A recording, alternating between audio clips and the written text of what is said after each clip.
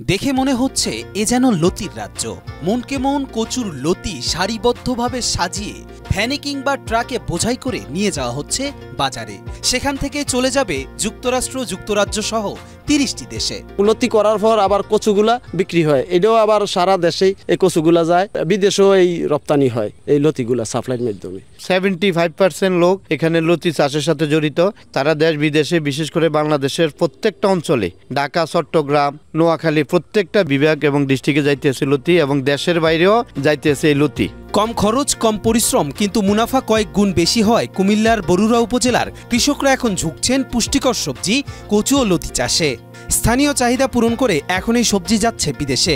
এতে কচুর লতিতে বদলে যাচ্ছে কুমিল্লার বরুড়ার কৃষকের ভাগ্য।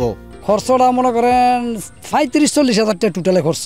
এরপরে মনে করেন 3 লাখ টাকা বেচাইতে আছে। লতি বেচার পরও ইনশাল্লাহ কচু বিক্রি করতাম পারি, এটাতে কোনো বাদ নাই। সবকিছু ইনশাল্লাহ চলে, ফ্যামিলি চলতে আসছে, করে আপনার পড়া লেয়ার খরচ সবকিছু চলতে আসছে। লতির দামও মোটামুটি ভালো, এটার খরচ কম এবং মুনাফা বেশি, লাভ বেশি। এটা এই প্রত্যেকটা পরিবার এখানের স্বচ্ছ আছে, লতি বিক্রি করে।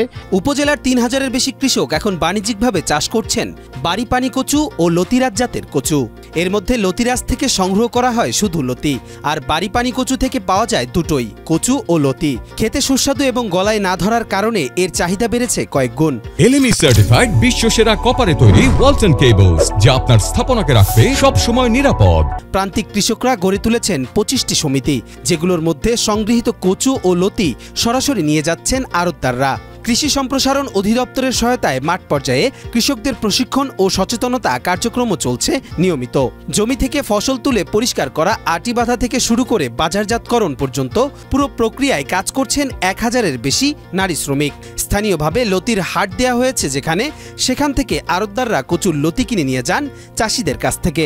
লতির হাট কৃষকের জন্য হাট বসানো হয়েছে, যে আমরা কৃষক এই হাটে বেচা কিনে করলে আমরা একটু চাহিদা মিটবে। কৃষকদের সব ধরনের সহযোগিতা করতে মাঠ পর্যায়ে সচেতনতামূলক মিটিং সহ নানা কর্মসূচি পালন করা হচ্ছে বলে জানান কৃষি সম্প্রসারণ অধিদপ্তরের উপপরিচালক আয়ুব মাহমুদ। সবজি আবাদের জন্য আমরা চেষ্টা করেছি বন্যা পরবর্তী সময়ে যেন আমরা সবজি আবাদে ফিরে আসতে পারি আমাদের সকল কৃষকদেরকে নিয়ে। তো সেখানে আমরা মোটামুটি সফল। কুমিল্লায় বিভিন্ন ধরনের সবজির মধ্যে কচু একটা উল্লেখযোগ্য সবজি, যেহেতু এটা বিদেশে রপ্তানি হয় এবং এটার পুষ্টিমূল্য, বাজার মূল্য সব দিক থেকে অনেক ভালো। কুমিল্লার চাষকৃত এসব কচু বিদেশে রপ্তানি হওয়ায় বিভিন্ন এলাকার কৃষকরা এ কচু চাষে আগ্রহী হচ্ছেন। এতে এগিয়ে যাচ্ছে বাংলাদেশের কৃষি এবং উন্মোচন হচ্ছে সম্ভাবনার নতুন দুয়ার।